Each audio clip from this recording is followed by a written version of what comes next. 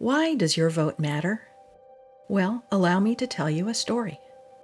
This is my family. My grandparents came here in search of a better life for themselves and their 3 sons, including my dad.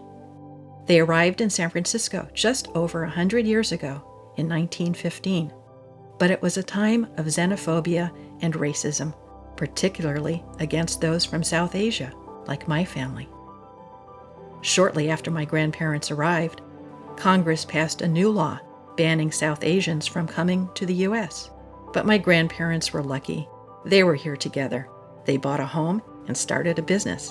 In 1921, my grandfather even achieved his dream and became an American citizen.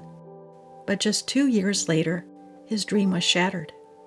In 1923, the Supreme Court made it illegal for South Asians to be American citizens. My grandfather's citizenship was nullified, and he was left without a country to call his own. This destroyed him, and sadly, a few years later, he took his own life.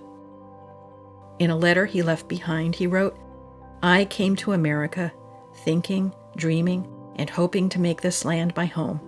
I established myself and tried to give my children the best American education. But they now say I am no longer an American citizen. Now, what am I? What have I made of myself and my children? We cannot exercise our rights.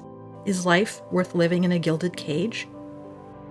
It was more than 20 years later before the laws were changed, and South Asians, including my dad and my grandmother, could finally apply for American citizenship.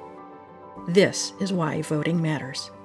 I hope my family's story is a reminder of what we've endured to get the rights we have now, how easily they can be taken away, and how hard it is to win them back.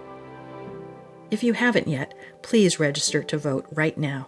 And please, please vote in November.